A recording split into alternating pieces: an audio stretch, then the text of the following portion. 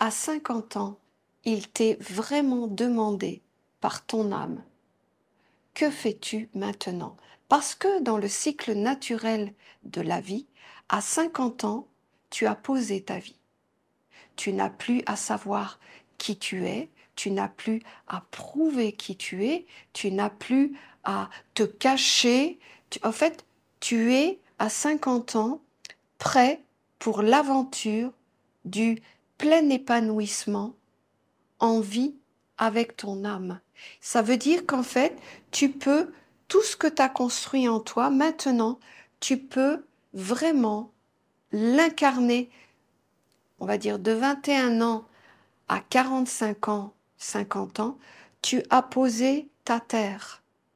C'est-à-dire là où tu n'as plus à penser pour travailler, pour alimenter ton corps. Tu as posé l'existence de ton corps. C'est-à-dire qu'à 50 ans, tout ce que tu as mis en place, en fait, c'est ça qui te porte. C'est ta terre.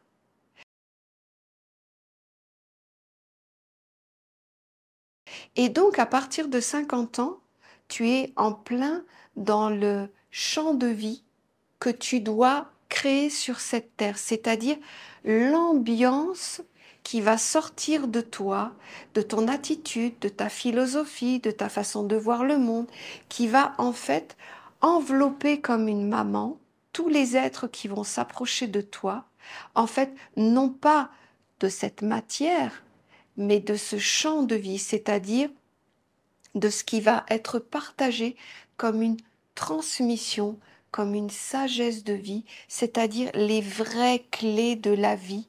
Tu vas pouvoir les transmettre autour de toi. Mais pour cela, il ne faut pas que la vie te ramène à subir des situations qui sont en accord avec le monde, dans le sens que qu'il ne faut plus, par exemple, que tu sois, si je peux me permettre, hein, c'est pas négatif, un esclave d'un patron qui te fait faire des choses et vivre des choses que tu ne veux plus vivre.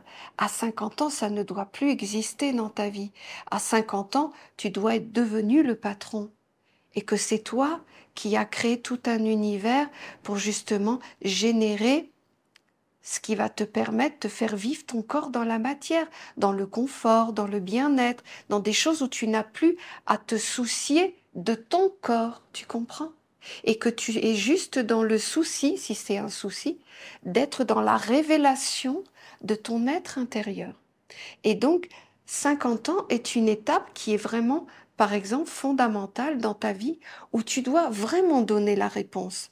Parce que c'est à ce moment-là que ta vie sera vraiment définie à l'âme ou à l'être qui va espérer vivre avec son âme jusqu'à la fin. Et tu vois, vers 50 ans, il y a une croisée des chemins. Et il t'est vraiment demandé définitivement là, voilà, ta vie est lumière ou ta vie est je dois encore chercher la lumière. Et c'est là que tu dois donner la réponse. Et tu vois, c'est toujours encore des étapes importantes qui définissent finalement, est-ce que dans ta vie, tu vas pouvoir passer tous les sas et donc, si tu as bien fait les choses, inévitablement, tu es dans l'accomplissement de ta mission. Si tu t'es entêté parce que, justement, à certains moments de ta vie, on t'a demandé de faire des choix, de vie, notamment des gens qui t'entourent, des systèmes qui t'entourent, des enchaînements qui te gardent. En fait, on te demande tout au long de ta vie de t'alléger par rapport à ça et toujours de devenir indépendant, d'être finalement le phare de tous ces univers, que ce soit dans ton couple, que ce soit dans le travail, que ce soit dans la famille, que ce soit dans plein d'aspects de ta vie, il t'est toujours demandé que toute expérience que tu vis, tu deviennes en fait le roi ou la reine de cette expérience et que tu ne sois pas justement encore plus en dessous de cette expérience. Sinon, ça veut dire que tu es encore plus enchaîné et qu'en fait, ton trajet, il va être énorme avant que tu te dises, c'est fini. Je ne veux plus vivre ça. Regardez à 45 ans comment c'est évident, comment les gens à 40, 45 ans, ils se disent, c'est fini, je ne veux plus vivre comme ça. Alors ils vont dire, j'ai travaillé, j'ai eu des enfants, j'ai eu une vie de couple. Voyez tout ce qui se passe. En fait, c'est des processus naturels qui se font. Mais c'est pas pour prendre son indépendance, pour commencer à dire je vais vivre la vie que j'ai envie de vivre, c'est-à-dire je vais voyager, je vais avoir les amis que je veux, je vais travailler un petit peu, je vais plus avoir de mari, je vais plus m'occuper des enfants. Non, c'est pas ça. Ça doit être dans l'épanouissement de la terre que tu as créée. Tu dois avoir ta famille, tu dois avoir une richesse matérielle, tu dois avoir un confort de vie, tu dois avoir des amis que tu as su garder tout au long de ta vie. Tu dois avoir ça à 50 ans et pas l'inverse. Tu dois pas te dépouiller de tout ça. Tu dois poser tout ça et ta mission jusqu'à 50 ans, c'est de construire tout ça avec les valeurs de ta vie intérieure et pas avec, voilà, j'ai besoin d'amis pour pas être tout seul. J'ai besoin d'amis parce que j'ai besoin de me confier. J'ai besoin d'amis parce que j'ai besoin qu'on m'écoute parler. Non, ça c'est parce que c'est du remplissage pour combler des imperfections, des faiblesses ou des troubles intérieurs. Mais des amitiés, c'est des gens qui avancent avec toi, qui évoluent avec toi, qui partagent avec toi, qui a vraiment quelque chose de sain. C'est sain quand la relation que tu as créée toi-même a été saine à la base et que c'est là-dessus que vous continuez à évoluer. Et c'est dans tous les aspects de la vie. Ton travail, c'est la valeur de ton travail, de toi-même. Qu'est-ce que tu veux faire de ton travail? Tu veux guérir les gens? Eh bien, voilà, fais tout pour qu'à un moment donné, en fait, tu aies créé toute une structure qui guérit les gens. Mais ne sois pas esclave d'un système pour pouvoir vivre un petit peu ta vie intérieure. Dans ces cas-là, à 50 ans, tu ne seras pas prêt pour être dans ta mission d'âme. Et cela va être souffrance, parce que à 50 ans, l'âme, elle s'approche vraiment du corps. Et elle te montre en fait cette notion où on a juste envie d'être dans l'amour, on a juste envie d'être dans le bien, on a juste envie d'être dans la douceur, on a juste envie de relations saines, on a juste envie de choses tellement plus douces, plus agréables, plus légères, plus profondes, plus aimantes. Et quand on n'a pas créé la vie et qu'on est encore obligé d'aller supporter des choses contraignantes où son cœur souffre, où sa vie intérieure souffre, eh bien, en fait, il y a une tristesse qui s'installe à l'intérieur. Il y a quelque chose qui fait que, en fait, on a envie d'autre chose, mais on ne peut pas le vivre. Tu te rends compte, ça s'appelle être en prison. Vouloir vivre quelque chose mais ne pas pouvoir le vivre parce que tout simplement, quand on a eu à peu près 20 ans, on n'a pas su qu'il y avait un autre chemin. Et pourquoi on ne l'a pas su? Parce que juste avant, en fait, on nous a conduit à être un produit. C'est-à-dire qu'on n'a pas dit à ces enfants que c'était des âmes, qu'il fallait toujours qu'ils écoutent leur âme, qu'il fallait qu'ils révèlent leurs capacités, qu'ils n'abandonnent jamais les choses qu'ils aiment. Au contraire, on a dit à nos enfants, il faut que tu sois dans un job où il y a un créneau, où il y a de l'argent, où tu vas pouvoir faire carrière. Et pour ça, il faut que tu ailles à l'université. Et en fait, ça, tu sais ce que ça fait? Ça enlève tout le côté animiste, ça enlève tout le côté du langage avec sa vie intérieure, ça enlève en fait le message de l'âme qui veut s'exprimer pour dire, écoute, t'es là pour qu'on puisse réaliser cette mission. Et, et en fait, comme cet enfant qui arrive à 21 ans, qui devient un homme et une femme, et la société le pousse à faire des choix décisifs pour sa vie, eh bien, souvent, il va faire les choix de la vague, tu vois. la vague. C'est-à-dire qu'il va être pris par une vague et il va suivre ce qui est bien sur le moment, le comportement à avoir, les projets, il va retarder sa famille parce que on dit qu'à partir de maintenant, c'est 30, à partir de 30 ans qu'on fait une famille. Et en fait, c'est pas ses propres choix, c'est les choix de la vague qu'il prend. Et regarde ses choix de vie. Eh bien, maintenant, c'est à partir de 35 ans qu'un homme ou une femme commence à poser sa vie, à peine, alors que ça devrait être fait dans les 25 ans, 10 ans avant, où l'homme et la femme sont forts, plein de projets, ils n'ont pas peur, ils peuvent créer plein de choses. Et c'est à partir de 35 ans. Maintenant, il y a 10 ans de retard par rapport au cycle naturel. Ça veut dire que aujourd'hui, les personnes vont commencer à peut-être être dans le goût de vivre avec leur âme plus vers 60 ans, alors que c'est vers 50 ans qu'en fait, tu es encore fort, tu as plein d'énergie, ton corps, il est solide, et tu peux faire plein d'expériences, tu peux vivre encore plein d'expériences, tu es encore hyper créative dans ta vie. Vu comment ça se passe, à 60 ans, tu as moins d'énergie, tu as moins de force, tu as plus envie de te retirer, mais pas parce que c'est ton âme qui te le dit, c'est parce que ton corps ne suit plus, ton corps fatigue, ton corps a moins d'énergie, ton corps crée moins de vie. Tu vis avec un capital de vie. Et en fait, il faut que tu apprennes à gérer ce capital de vie. Mais tu n'es plus encore dans cette fougue à 50 ans où tu peux encore, tu as tellement de choses où tu peux tout refaire ta vie. Réveillez-vous, réveillez-vous. Parce que oui, votre vie est écrite dans les grandes lignes.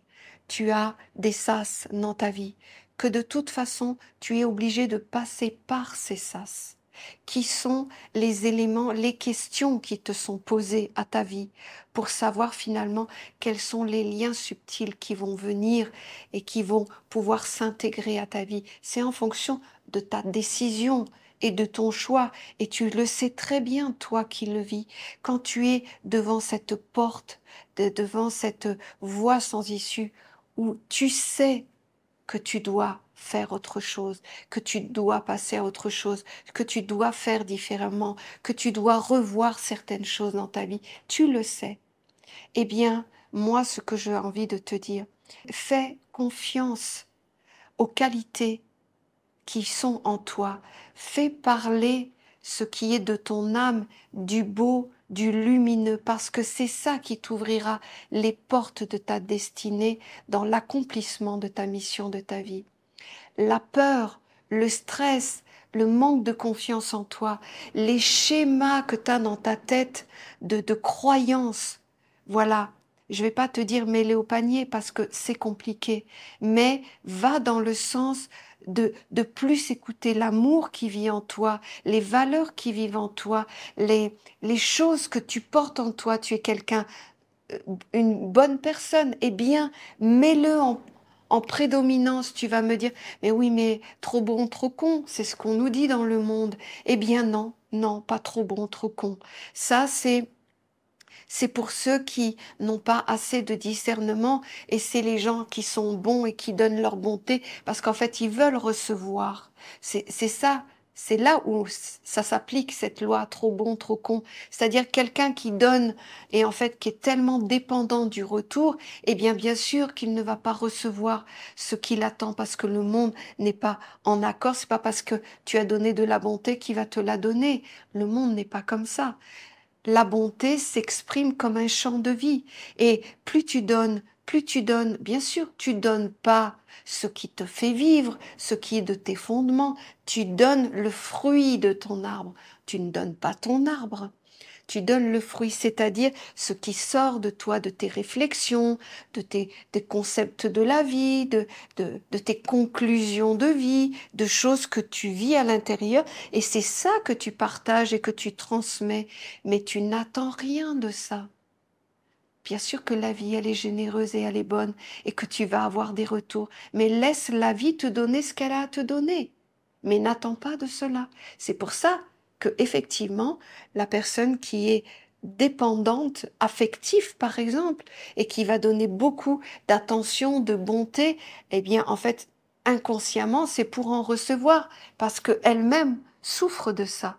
Et donc bien sûr, elle va devenir trop bon, trop con. Ça, c'est sûr. Mais c'est parce que c'est pas employé de la bonne manière. Donc j'ai envie de vous dire, voilà, quand vous êtes devant ces étapes, quand vous êtes devant ces chemins, devant ces choses qui sont écrites dans votre destinée, la bonne attitude à avoir, parce qu'en fait ça va dépendre de toi, c'est toi qui révèles ce monde-là, par le choix que tu vas prendre. Ton cœur, ta peur, c'est juste ça. Ton cœur, ta peur. Ton cœur, tu dois l'écouter et tu dois vraiment te mettre en association avec ta tête. Il faut que ta tête, ton cœur, ta volonté ou ton désir soient unis. Et c'est que ça que tu as à faire. Exprime tout ce qui veut donner champ de vie. Ta tête va te donner les conditions et ton désir va s'appliquer dans la forme et dans l'ambiance générale. Fais-le. Mais devant ces choix, ne choisis pas la peur. Prends du temps, pose toutes tes activités, fais du recul, ne vois plus personne, n'écoute plus personne. Mets-toi dans le silence, abaisse toutes les tensions, abaisse les peurs, parce que souvent ça arrive quand en fait il y a une épreuve qui arrive dans ta vie. Et là tu te retrouves face à, t'as pas le choix que de prendre une décision. Et souvent c'est pour sauver les meubles, très très souvent. Donc voilà, prends du recul, pose tout, ramène tout. Voilà, isole-toi pendant une semaine. T'en parles pas, tu poses tout et en fin de compte, tu lâches tout, tes peurs, voilà, et t'écoutes ce que ta vie intérieure te demande. Et arrête d'avoir peur, c'est-à-dire accueille-le et dis-toi, voilà, il faut maintenant que j'organise ma vie pour me permettre de vivre cela. Et c'est quand c'est clair et que ce choix, c'est celui-là que tu prends, c'est à ce moment-là que tu vas vers des êtres de confiance, pas des êtres malsains, des êtres de confiance, et dire voilà, j'aimerais pouvoir mettre en place ça dans ma vie. Et il va y avoir des gens qui ont mis des choses en place dans leur vie, parce qu'eux vont pouvoir te parler de ce parcours, de ce cheminement, des choses que tu vas rencontrer, des choses qu'il faut que tu fasses, des questionnements qui vont arriver, comment faut se positionner. Va vers les gens qui ont déjà réalisé des choses dans leur vie, parce que ce sont des bons conseils de gens qui se sont retrouvés comme toi, avec ce questionnement, et qui ont dû à un moment donné se dire, voilà, je dois me poser dans la vie, et je dois me permettre de vivre ce que j'ai envie de vivre. Ne va pas vers des gens qui philosophent, qui t'amènent vers des mondes supérieurs, qui te disent des choses, mais qui eux-mêmes n'ont jamais rien fait dans leur vie. Va vers des gens qui ont su prendre cette matière et la transformer en écoutant toujours leurs convictions intérieures. Ce sont des beaux modèles, ce sont des bons inspirateurs. C'est eux qui peuvent te guider. Les autres vont refaire le monde, vont expliquer le monde, vont te philosopher le monde, vont te décortiquer le monde, vont t'amener les lois de la métaphysique, des influences, des mondes sombres, du karma et tout ça. Vont te décorer un monde, mais ils vont pas te donner la clé là pour qu'est-ce que tu dois faire. Eh bien, moi, je te la donne, la clé. C'est fais confiance à ce qui vit en toi, recule-toi, prends du temps, arrête, n'essaie pas de te sauver, n'essaie pas de combler les meubles, comme on dit, ou n'essaie pas de te raccrocher au bois qui flotte. Essaie de te dire, voilà, moi, c'est ma vie, c'est moi qui décide de ma vie, c'est moi qui dois faire les choix de ma vie. Et à ce moment-là, écoute, je dois écouter ce qui parle en moi et ce qui veut prendre forme, existence, réalité. Et donc, toi, tu es l'être qui va pouvoir donner la forme. Ces chemins sont écrits, certes, et c'est à toi de le révéler avec le bon choix, la bonne décision. Et à ce moment-là, tu seras, si tu es dans l'écoute de ta vie intérieure, tu verras que tu peux faire les étapes.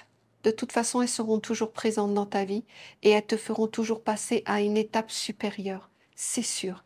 Donc, vas-y directement, écoute ta vie, fais ce que tu dois faire, vis ce que tu dois vivre et accomplis. Et à chaque fois qu'on te pose la grande question de qu'est-ce que tu fais pour la prochaine étape, eh bien, plus tu seras fidèle à ta vie intérieure et plus tu feras des bons choix. Plus tu seras loin de ta vie intérieure et plus tu feras des mauvais choix. Voilà, ben, j'espère avoir éclairé un petit peu cette question. Voilà, cette vie est écrite, mais c'est quand même toi qui la révèle. À très bientôt et merci de m'avoir écouté.